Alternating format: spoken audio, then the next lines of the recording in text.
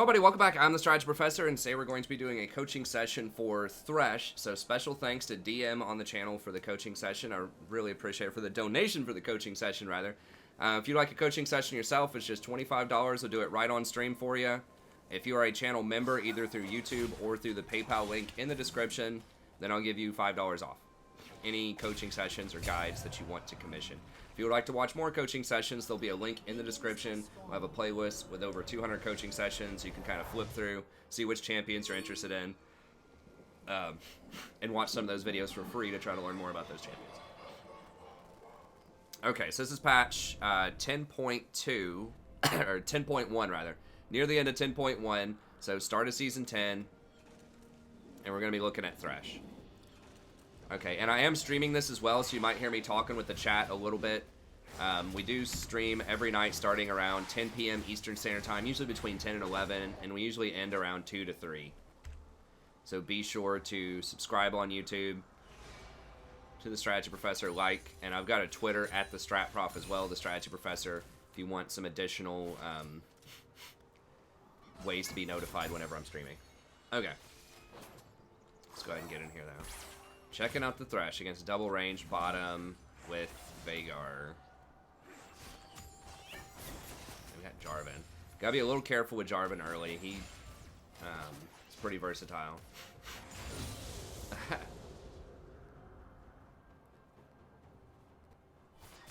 Yeah, I agree, Trevin. Trevin's talking about the PhD experience. Actually, I really liked the coursework, and the exams weren't that bad. The coursework was pretty cool. It's just, I don't know. I've never been great with deadlines and motivation and things like that. I've always been kind of a procrastinator, so I've had a hard time managing the dissertation, but anyways. Yeah, get some autos in there. Okay, good. Got the flay. I still think you should go for, like, a flash, like, push for level 2 and go for flash flay all-ins a little bit more.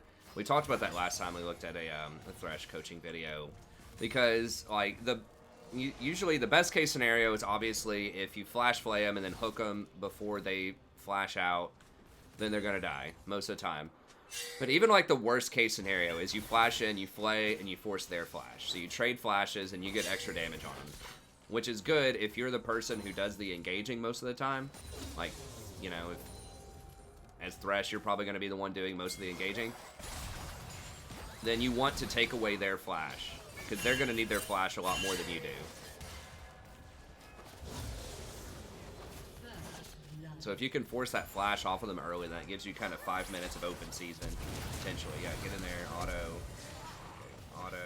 Oh, he autoed a minion. Yeah, try to run. You didn't have Lantern? Yeah, okay, you can walk out. No. You don't have any mana, you're not going to kill him. Okay, that's fine.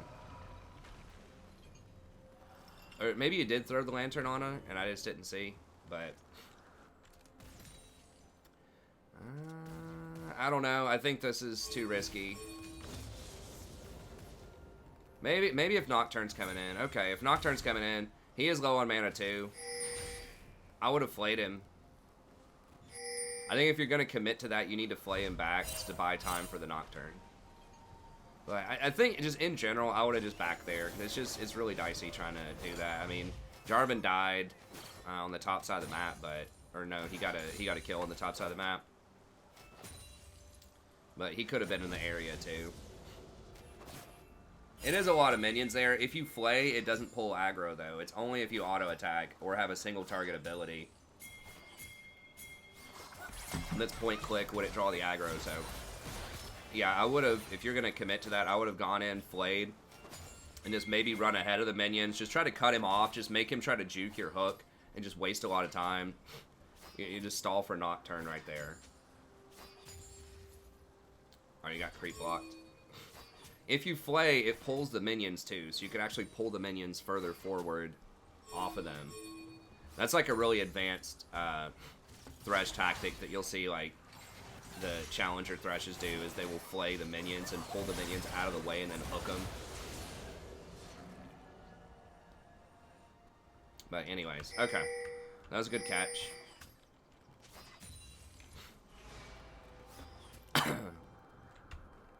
Still don't know where Jarvan is. He forced another kill top side. No, play first, then hook.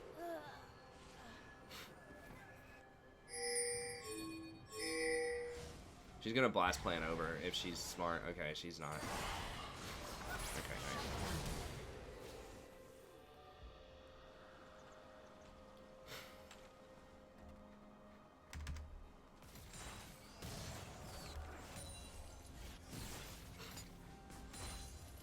I'd be really careful pushed up. No, I wouldn't do this.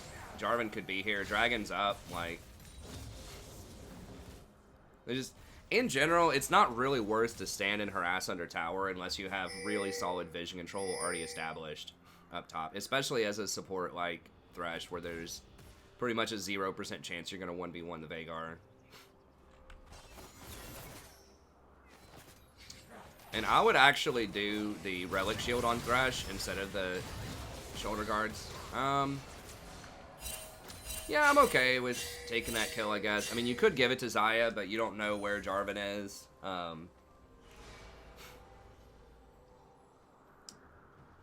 But yeah, I would do the Relic Shield, and the reason is Thresh does have some AP ratios. His hook is actually pretty good.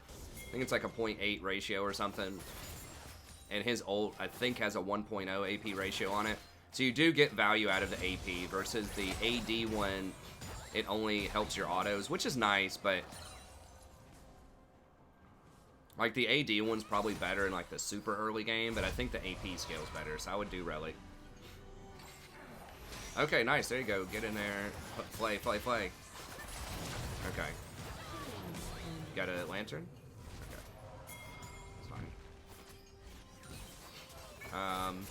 I would have gone over here to help this Nocturne. After you get that kill, well, I don't know, because like if you walk up there, they might see you walking there and suspect that they're doing dragon. So I guess that's a coin flip.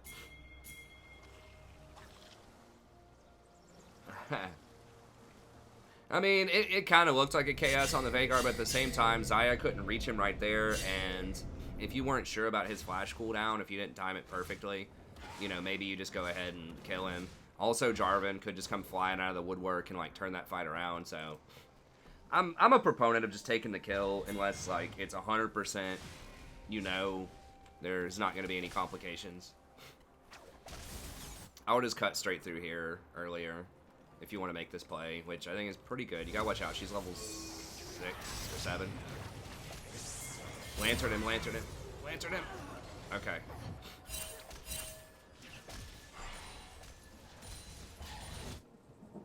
Yeah, I agree with you, DM. I would err on the side of just take the kill. Because I'm the same way. Like, I've tried to hand it off so many times in situations like that, and their flash just comes up, or, like I said, Jarvan just flies in, or your AD carry messes something up. Auto? Okay.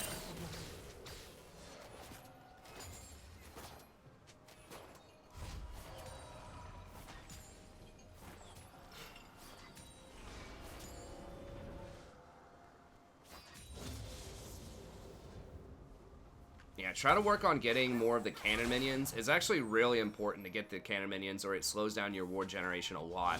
Like every cannon that you miss adds on like an extra minute to a minute and a half on your wards. So you got to make sure you get the cannons with these charges.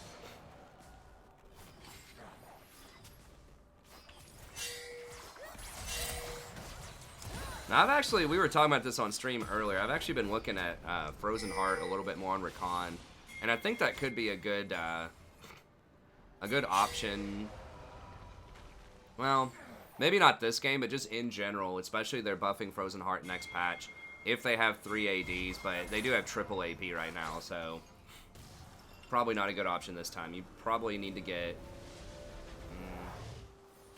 something AP or like magic resist, maybe Zeke's. I probably would have gotten Mercs here. I know that's like blasphemy. Thresh really likes Mobies, but they have so much AP and so much CC between like Nico, Veigar, and Syndra that I might just go with Mercs.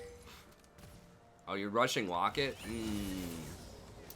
I don't know about Locket. I mean, Locket can be good, but We were talking about this earlier on the stream too. Like, I really just wish they'd give it a little health and a little CDR. Like, just take the armor off of it, give it like, you know, 10% CDR and 200 health.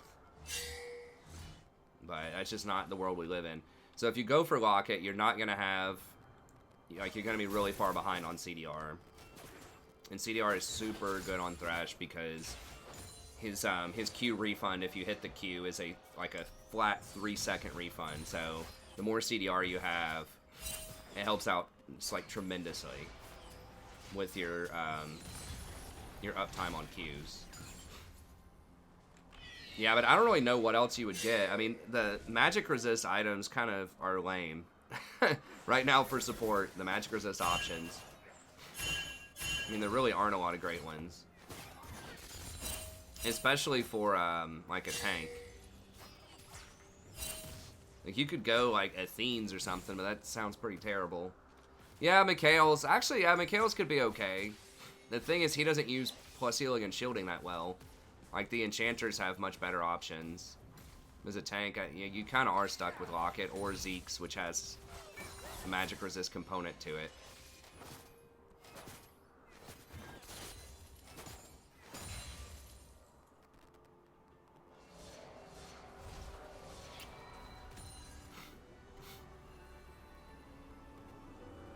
Yeah, so I may have just gone, like, Merc Treads and Zeke's. Just because... Yeah, Stoneplate. That is true. A lot more people are going Stoneplate in, like, the pro scene these days. Okay, nice. Nice, that's a free hook. Okay, perfect. That was good.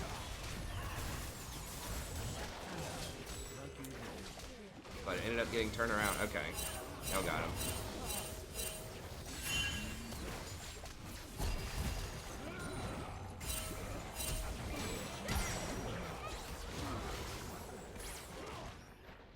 Yeah, Stoneplate might actually be... Nah, I wouldn't do Abyssal Mask because you don't have that much magic damage on your team. You got, like, a little bit with TF, but Abyssal is really overpriced, too. But I do think Stoneplate's really good. People have been doing that more with Nautilus, like in the Chinese and Korean pro scene the last couple of weeks. It's 2,500, gives you some good resist at all levels. It doesn't give you CDR, which kind of sucks, but I think that might actually be a good go-to item here. Blue team's turret has been destroyed. Thresh is kind of in the camp with Recon too, where it's like Knight's Vow feels really bad. At least Relic Shield works with him now. But Knight's Vow still feels pretty bad.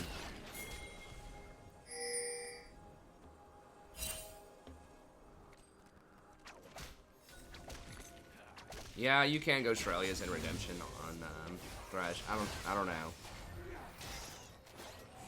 I don't think you really need Shrelia's at, like... Redemption might be a decent second item. Maybe.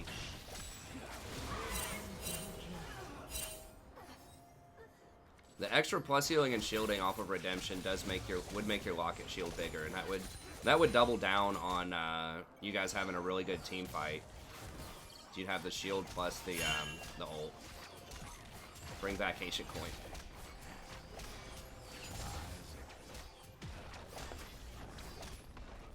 Alright, y'all need to go get Dragon. Go get Dragon, go get Dragon.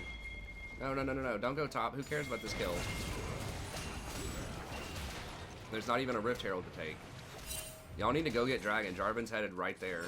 You can see it off the TF ult. No. You don't want to be up here. You guys need to be around this Dragon. They're gonna get priority mid lane with this Veigar push, and if they're smart, they're gonna go intercept him at Dragon and kill him. I mean, they see 3 people top, so they know this is like... If they have like 2 brain cells, they're gonna know this is a free Dragon. Yeah. I think that's not worth.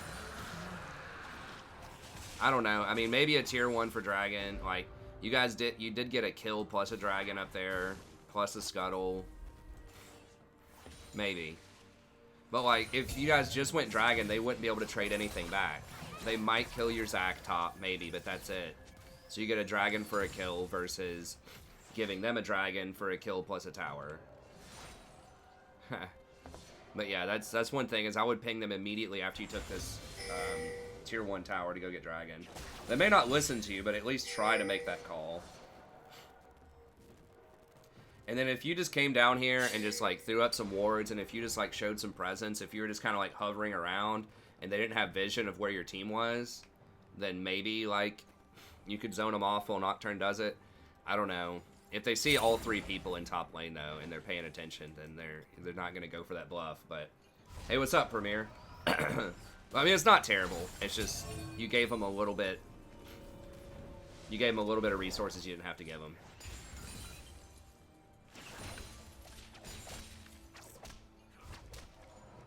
Wow. Vhagar like, doesn't even have a full... All he's got is lost chapters. You guys are really far ahead. So you want to look to try to force fights as much as you can. What do you... I think Redemption... Oh, you're going for Gory? Yeah, Righteous Gory's probably okay too.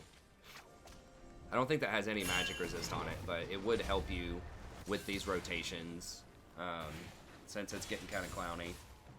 We're just kind of running all over the place. Yeah, Righteous is fine.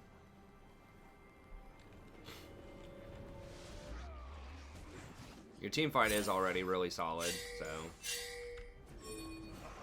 Yeah, that is good. That is true. You do want the CDR.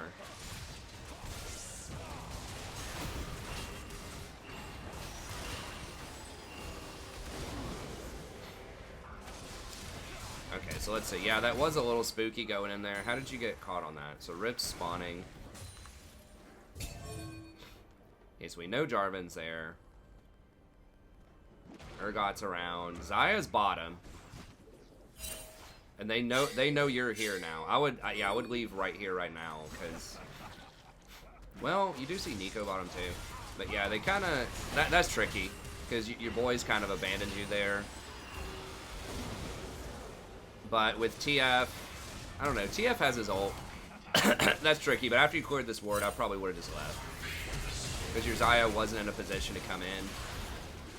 And she's got a lot of your gold.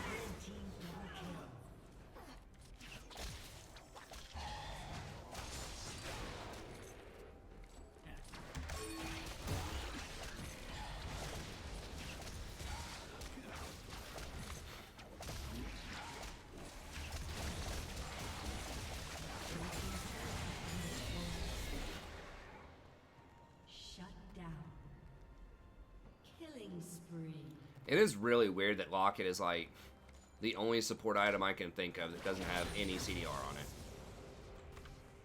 I mean, Locket was oppressive for like the first 5 or 6 seasons. It was basically you would just always get Locket and Frozen Heart pretty much every game. It's been like reworked like 5 or 6 times. It had too many things on it. But I think just making it like specifically a magic resist item, like has no armor on it, just like 50 or 60 magic resist and 200 health with CDR, I think would be good. I think that would be fair. The problem was back in the day, it would give you this aura that just gave you a ton of like stats, and it would give you it just had everything.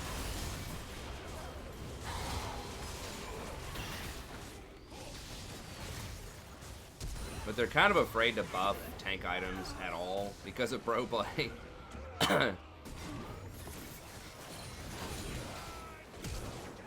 Because like basically since season 7, it's just been like all tank supports pretty much in like 90% of the metas. So, you know, they're already really strong at the highest level of play, so they don't want people to play for them. Yeah, you had the Zac flanking. That was fine. Did you use your locket? I think you may have not used your locket there, so you want to make sure you use the locket. Yeah, the Zac was solid. I think that was a good engage. You just got kind of blown up. God forbid enchanters be allowed in pro. That's right. It's just like the thing about enchant, like I've talked about this before, but like the structural differences between like how enchanters scale and how they function versus tanks just means tanks are almost always going to be good in pro. Because tanks have really high base stats, so they get a lot of value, like, with no gold. And they're typically stronger much earlier in the game. And later on, they can face check bushes, so they can ward in, like, dark areas a little bit safer if they have their team with them. So those are, like, qualities that enchanters just, most enchanters just will never have.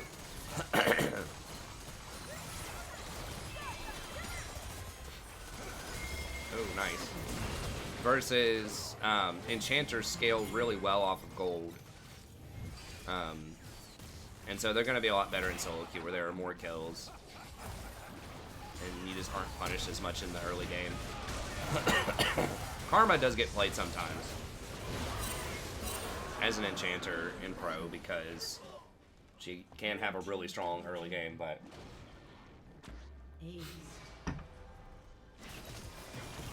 Okay, nice.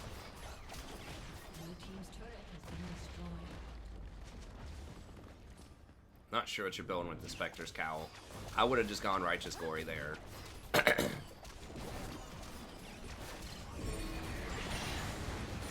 So it's gonna be tough, like, to get enchanters back in the bot lane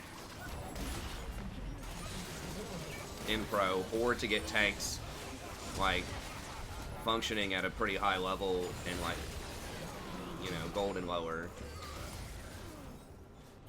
Other than, like, Nautilus and Leona are they're pretty solid, like, in solo queue right now.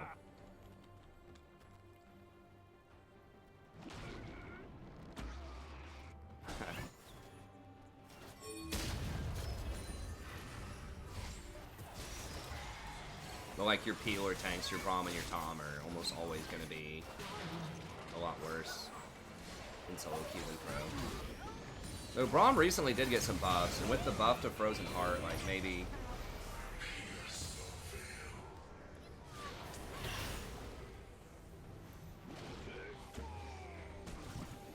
Oh no.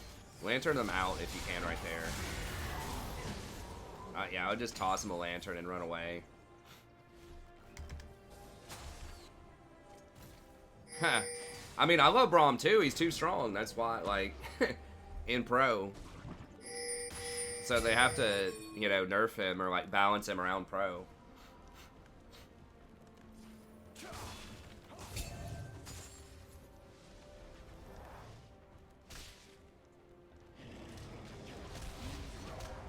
Rakan was that way for a while, but everyone's just kind of forgotten about Rakan.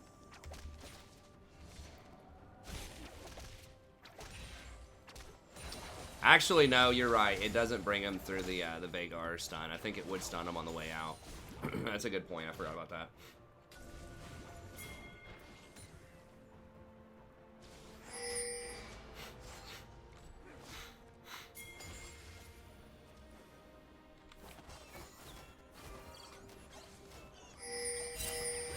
It would get him out after it's over, yeah. It doesn't get him out immediately. It would also give him a shield.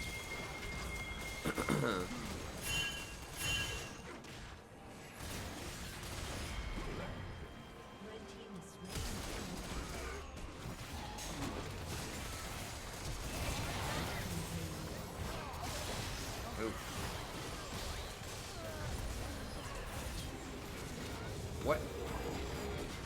There's like all sitting here. I guess he was waiting on cooldowns.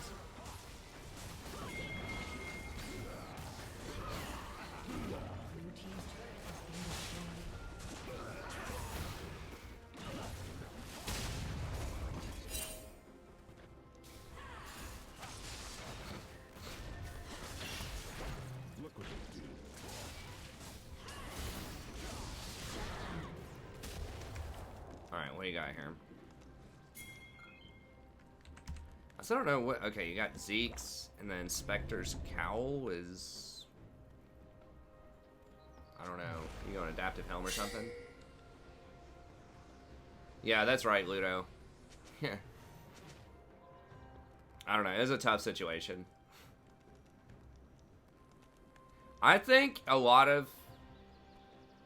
maybe previous ADCs had been like that, but a lot of the newer ADCs are like ones that have been reworked or reimagined are becoming more like the ones that are like becoming a lot more priority in the meta do have abilities and do a lot more damage early on. So like Misfortune. Oh god.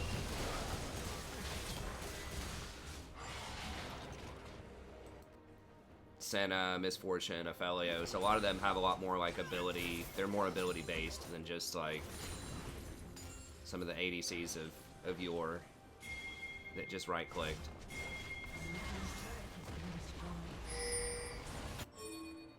Even Vayne, who's like, you know, the queen of the right click, she still has to reposition a lot of times with her Q. Vayne's actually, like, her positioning is kind of tricky sometimes, but...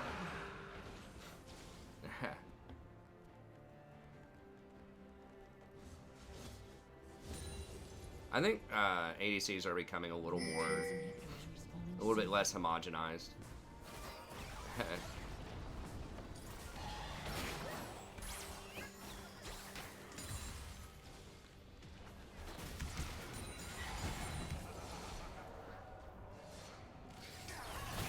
ADC as a role is like the hardest, has been the hardest role historically to balance. Nice.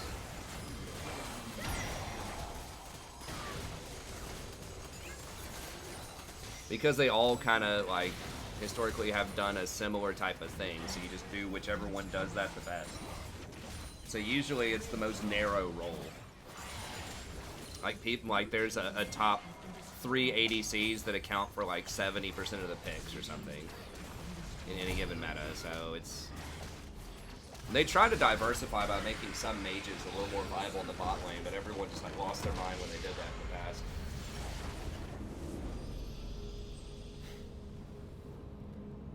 All right, so I think the biggest stuff to work on that we saw sort of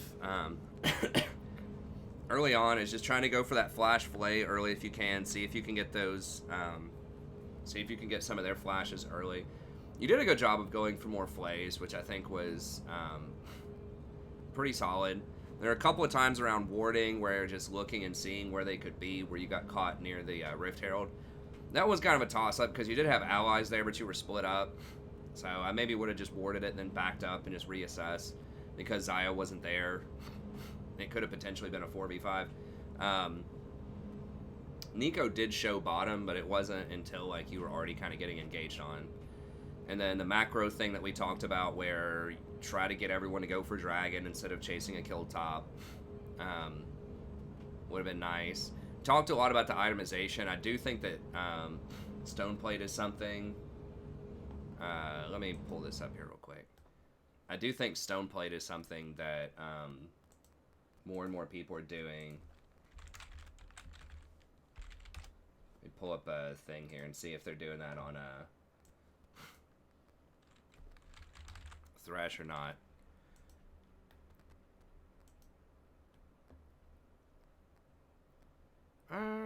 Some people are. It still looks like it's a lot of Zeeks. There are some stone plates showing up, but I'm pretty sure that's been a trend on Nautilus, at least in pro play. I don't know if it's trickled down into solo queue or not. Yeah, Nautilus is definitely doing it. And I would argue, I don't know. His cooldowns, they both have similar, well, I guess Thresh's cooldowns are probably a little bit more valuable, so losing the CDR on Thresh probably matters a little bit more than Nautilus. But Nautilus's cooldowns are pretty valuable too. That has been something people have been doing on Nautilus more, so maybe that would be a possibility on Thresh in some situations. I do think that Frozen Heart's probably going to be really good next patch if they have like 3 ADs on their team, which is very common right now in solo queue, where you have like one mage middle and then the top and the jungler AD and the bot lane's AD. So keep an eye on that. Thresh's itemization is always a little funky, like several different options you can do, none of which are usually amazing on him.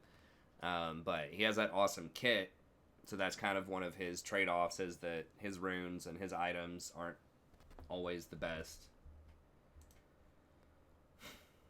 Yeah, Stoneplate has been like really dormant for a while. A lot of people just never really got it, but lately that's kind of been the craze. People are kind of going back to that item. I think a big part of it is the meta shifting a little bit more away from kind of the split pick comp that was really popular last season, where you'd have like double assassin or like a heavy split laner top. And it's moving more towards kind of this team fight sort of meta, right? Where we're seeing a lot more like Rumbles coming in. We're seeing some Zacks like last time coming in a bit more. Orns becoming more popular. So there's a lot more, and then like Aphelios does a lot of damage in team fights. Misfortune does a lot of damage in team fights. So we're kind of moving more towards this like group up and like have more 5v5s. And that's going to make Stoneplate a lot more valuable because obviously if there are 3 people close by, you get double value out of it. So I think that's why there's a shift, at least in like pro play, towards that item a little bit more. But overall, I thought it was pretty solid. You know, you missed an occasional hook every now and then, but I think it definitely looked pretty good otherwise as far as like the decision making. You did die like a decent chunk, but most of the time your team got something really good out of that as well, and that's just going to happen as Thresh sometimes because he is pretty squishy until you get several items on him. He's a lot squishier than most people think for a tank because his base armor is really low. But anyways, okay, that's going to be it. Thank you very much. Hope you enjoyed this. Be sure to like and subscribe. Anyone out there watching, if you did, if you'd like a coaching session yourself, just email me at thestrategyprofessor@gmail.com. Just $25 on stream. If you're a channel member, $5 off, so $20. If you want to watch more coaching, check out that playlist in the description. Come by, check out the stream. Starts around 10 p.m. Eastern Standard Time most nights. The stream's going to continue, but that's just it for the coaching session. So thank you very much. Have a good day. See you next time.